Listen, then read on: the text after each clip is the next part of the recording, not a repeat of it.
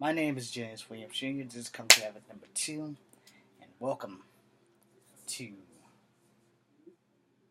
I Have a Theory of it's a Mass Effect theory. I know I've been watching Mass Effect theories all day, and apparently I might not have been the first one to think that maybe Cerberus has their hand inside the trip to Andromeda.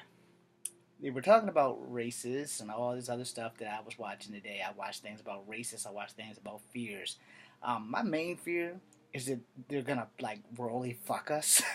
That's like my main fear. I'm just gonna leave that right there. My main fear is that they're gonna royally fuck us because of all the hype, and then you get Mass Effect 3's endings. The good news is I haven't heard anything about endings. I think that it's gonna be a great game. I hope that the money I pay for this PlayStation plus that game is going to be well worth it because I'm broke as a joke and I have no life and I have no money now.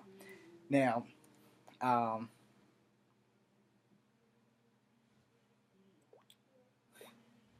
anyway, uh, I'm sitting here and I'm thinking about all the possibilities. So let's go with the races. We don't know what races are officially not going to be there until we get the game. So we're going to leave that there. We don't know the races that are going to be there besides the cat. I mean, some of y'all know. I don't know. I'm still trying to find videos to figure out what the hell's going on. So I will say this.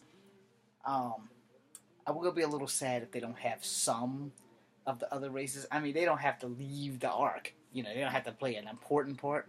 But I think that they should probably have all the races play a small part in there. You know, and I think that some should probably have a tiny bit of Cerberus people in there, and maybe a couple of the Shadow Broker agents as well, because you know Liara can live to be 1,000 years. It's going to take 600 years for them to get to where they're going, and maybe just maybe Liara might have some agents on board to make sure that everything flows smoothly. You know, all those Asaris all look out for each other when they're not killing each other. You know what I mean? The respectable Asaris. So you never know. And you don't know what happened to Liara's daddy. You only know what happens to her mom, because there's no telling what happened to the patriarch, matriarch, whatever the hell she is at the bar at the end of the third game. You know that she gives Shepard words, so maybe she doesn't make it. Maybe she died. Never mind that theory. But you know, you don't know if the Shadow Broker hasn't put agents on board to find out if they can give us a message back. So now let me get to a theory that has crossed my mind. I don't know if it's crossed you guys' minds, but it's crossed my mind. So the journey's gonna take 600 years.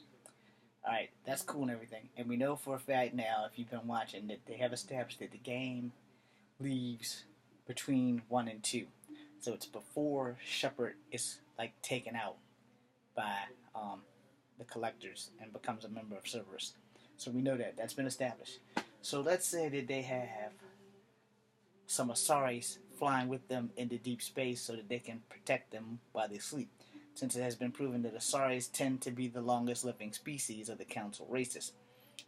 So let's say they're flying with them, and maybe a couple of them may be agents of the Shadow Broker, but they don't know that Liara is now the Shadow Broker because she wasn't the Shadow Broker before they left. So they probably still think that they answer to the Yogg.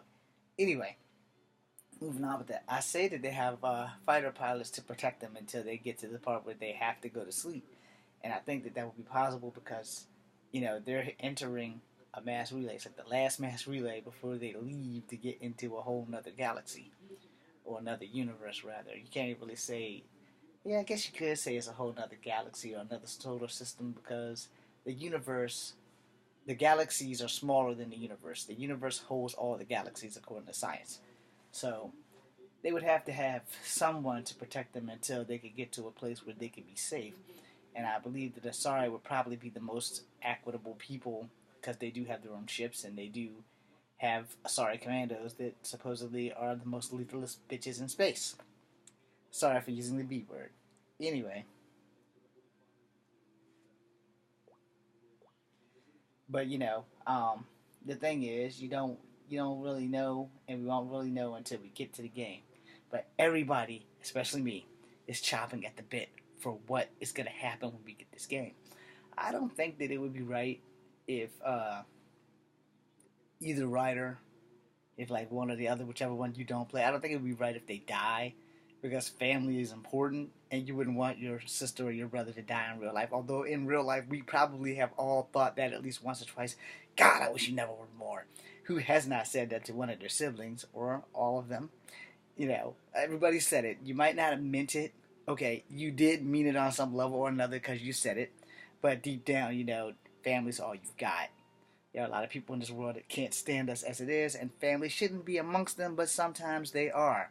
So, not to sound like a fucking hypocrite, but yes, I have said that, and yes, I have meant it. Because sometimes family brings more trouble into the family. Anyway, moving on. Um, I would like to say, you know, I think that when they get there, that whatever goes wrong is probably a computer glitch. And I will make another theory video right after this. I'm James Williams Jr. This is Kung Fu number 2. Be seeing you.